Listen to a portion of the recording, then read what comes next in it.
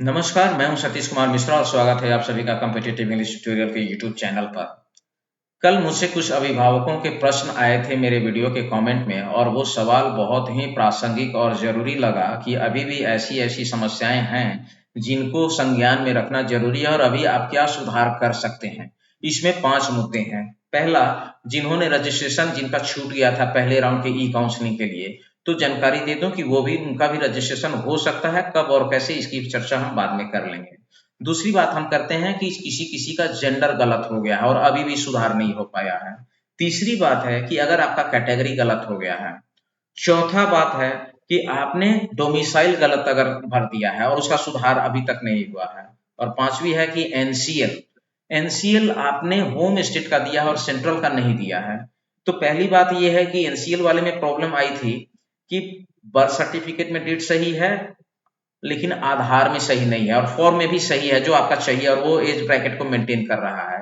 तो उनके लिए सबसे पहली बात हम कर देंगे कि आप इमीडिएट आधार में डेट ऑफ बर्थ सुधारने के लिए अप्लाई कीजिए और उसके बदले में उस समय जो आपको रिसीविंग मिलती है उस रिसीविंग को लगा करके आप एनसीएल सेंट्रल के लिए अप्लाई कर दीजिए। इसमें माता पिता का इनकम सर्टिफिकेट रिक्वायर्ड होगा, इनकम बिलो 8 लाख होना चाहिए और साथ साथ कैंडिडेट का जातीय और आवासीय प्रमाण पत्र भी होना चाहिए। तो ये आपका एनसीएल बनने का मामला हुआ। अब हम बात करते हैं जिनका जेंडर गलत हो गया। तो मान लिया कि किसी लड़की ने लड़के के सीट गलती से लड़का का जेंडर ऑप्ट कर लिया या लड़के ने लड़की का जेंडर ऑप्ट कर लिया। तो वैसी स्थिति में फिजिकल वेरिफिकेशन के समय दोनों ही परिस्थिति में सीट को रद्द कर दिया जाएगा। पर वहां एक बात ये कहा गया है एसओपी में कि सारे प्रक्रियाओं को समाप्त होने के बाद अगर आपका सब चीज जेन्युइन है, सिर्फ सिलेक्शन का एरर है, तो लास्ट स्थिति में अगर उस कैटेगरी में कहीं कोई सीट बाकी है, बचा हुआ है, तो आप पर विचार किया जाएगा। क्योंकि जब कैंसिल करेगा तो उसका भी एक डेटा तैयार होगा उसके पास में कि किस कारण से किन किन कैंडिडेट का नामांकन या सीट रद्द किया जा रहा है। और इस तरीके से चरण दर चरण आगे बढ़ते हुए ये सीट भरते जाएंगे। सबसे अंत में सारी प्रक्रिया के बाद भी अगर उस कैटेगरी में उस लेवल में कोई सीट बाकी रहेगा तो उनमें से उन लोगों का निकाल करके जो एलिजिबल होंगे उन पर विचार किया जा सकता है और ये उसकी तरफ से होगा। आप इसकी उम्मीद ना करें। दूसरी बात है कैटेगरी में। तो यदि कैटेगरी का अगर मामला हो गया कि डिफेंस वाले एससी एसटी में चले गए और किसी ने डिफेंस कर लिया, तो वैसे स्थिति में क्या है कि जो आरक्षित आपका श्रेणी टैग है उसको सीट आवंटन के उद्देश्य से सामान्य में बदल दिया जाएगा। और इसी तरीके से अगले राउंड के दौर में अगर कोई उस कैटेगरी में सीट बची हुई रहेगी तो आपको सीट और आपकी पात्रता पर विचार किया जा सकता है। इन सब चीजों की संभावना है नहीं, इतने कैंडिडेट हैं और इतने सब चीज हैं कि इसकी संभावना बचेगी कहाँ। लेकिन खुदा ना खास्ते बचा अगर रह गया तो पुनर्विचार की संभावना इस पर भी है। हालांकि फॉर्म फिलअप करने के बाद करेक्शन विंडो आया था, वहां भी सुधारने का मौका था, आप चूक गए। फिर अभी रजिस्ट्रेशन के समय ई काउंसलिंग के रजिस्ट्रेशन के समय जेंडर और डोमिसाइल ये दो चीज अभी भी था सुधारने के लिए, आपको सुधारना चाहिए था, नहीं सुधार पाए तो पुनर्विचार होगा, लेकिन अब वो कितना कंफर्म होगा ये नहीं कहा जा सकता है। सबसे इंपॉर्टेंट और टेंशन वाला प्रोफाइल है अधिवास का। मान लिया कि कोई बच्चा, मैं ये उदाहरण के तौर पर 3 स्टेट का नाम ले रहा हूं कि कोई बच्चा यूपी का रहने वाला है, उसने बिहार में अप्लाई किया और उसको सीट भी बिहार में मिल गया। तो वो रहने वाला यूपी का है, उसने गलती से अधिवास का राज्य दे दिया तिलैया यानी झारखंड दे दिया। तो यूपी का बच्चा बिहार के लिए भी आउटसाइडर है और वो तिलैया से भी अगर सिलेक्शन हो रहा है तो भी आउटसाइडर है। तो वैसे स्थिति में उस बच्चे की एलिजिबिलिटी आउट स्टेट कोटा की है और उसको सीट भी एलोकेट हुआ आउटसाइड कोटा पर। तो यूपी का डोमिसाइल न होते हुए उसने झारखंड का दे दिया, डोमिसाइल है यूपी का लेकिन लगा दिया गलती से झारखंड का।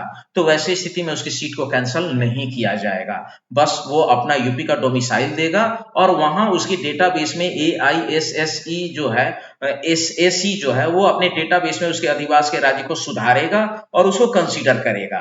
कहने का मतलब आप बिहार के लिए किसी आउटसाइड कोटे पर सेलेक्ट होते हैं और अपने स्टेट का डोमिसाइल देने की बजाय किसी दूसरे स्टेट का दे देते हैं अदर देन बिहार, तो आप दोनों ही परिस्थिति में बिहार के लिए आउटसाइडर हैं और आपकी सीट को कैंसिल नहीं किया जाएगा, आपको कंसीडर किया जाएगा। लेकिन आप हैं बिहार के डोमिसाइल सर्टिफिकेट आपका बिहार का है और आपने यूपी का अगर डोमिसाइल उसमें दे दिया और बिहार में आप आउटसाइड की सीट पर एलोकेट हो गए, तो आपका सीट रद्द कर दिया जाएगा। यानी आपकी एलिजिबिलिटी होम स्टेट कोटा में आने की है और आपने आउटसाइड स्टेट कोटा दे दिया उसमें, तो उस पर सिलेक्शन हुआ, आपको वह जगह नहीं मिलेगी, रद्द कर दी जाएगी। इसी तरीके से यदि कोई बच्चे की एलिजिबिलिटी यहाँ आउटसाइड है, यानी वही यूपी का बच्चा, डोमिसाइल है वो बिहार यूपी का, लेकिन उसने गलती से अधिवास का राज्य दे दिया बिहार, तो अब उसका सिलेक्शन किस आधार पर होगा? होम स्टेट के कोटा में, और वो है डोमिसाइल यूपी का। अब जब उसका वेरिफिकेशन होगा, उस वक्त क्या होगा कि आपका सिलेक्शन होम स्टेट कोटा पर हुआ और आप हैं आउटसाइड के, तो होम स्टेट का कोटा किसी भी हालत में आउटसाइडर स्टेट को नहीं दिया जाएगा। वैसे स्थिति में आपका सीट कैंसिल कर दिया जाएगा। पर हाँ, यदि आप यूपी के रहने वाले हैं, आपने अधिवास का राज्य झारखंड बता दिया और सिलेक्शन आपका बिहार में हुआ है, तो बिहार के लिए यूपी भी आउटसाइड हुआ और झारखंड भी आउटसाइड हुआ, वैसे स्थिति में आपका सीट कैंसिल नहीं होगा। That will be reconsidered. आपको वह सीट उसी समय डेटाबेस में सुधार करके और उसका संशोधन हो जाएगा। अब रही बात कि जिनका फर्स्ट राउंड के लिए काउंसलिंग के लिए रजिस्ट्रेशन करने में जो कैंडिडेट चूक गए थे, उनके लिए क्या है? तो उनके लिए है कि अगला दौर का जब ई काउंसलिंग राउंड शुरू होगा, इस दौर में तो अब नहीं, लेकिन अगले दौर का जब ई काउंसलिंग राउंड शुरू होगा, तो वे उनको रजिस्ट्रेशन करने का मौका उसमें मिलेगा, क्योंकि वो लोग क्वालिफाइड हैं, एलिजिबल हैं, पहले राउंड में चूक गए, आपको उस दूसरे राउंड में रजिस्ट्रेशन करना होगा और अपना चॉइस देना होगा। और जिन्होंने ऑलरेडी रजिस्ट्रेशन कर लिया है, उनको दोबारा रजिस्ट्रेशन करने की जरूरत नहीं है। अगर पहले राउंड में सीट नहीं मिलता है, तो वो रिकंसीडर वाले ऑप्शन का प्रयोग करते हुए अगले राउंड तक वो अपने आप को बनाए रख सकते हैं। तो ये थी आज के लिए बहुत महत्वपूर्ण चीज। एक और चीज थी जो कैटेगरी से ही रिलेटेड है और बहुत ही महत्वपूर्ण टॉपिक है। अगर मैं उसको इस वीडियो में शामिल करूंगा, नो डाउट वीडियो बहुत ज्यादा लंबा हो जाएगा और मुझे वीडियो लंबा नहीं करना था। कम समय में ज्यादा बात रख देने का मैंने प्रयास किया है, लेकिन कल एक और महत्वपूर्ण अगर रात तक ई काउंसलिंग का रिजल्ट नहीं आया और मौका मिला, तो कल एक और इंपॉर्टेंट वीडियो को लेकर के मैं आपके बीच में आऊंगा। तब तक के लिए थैंक यू वेरी मच।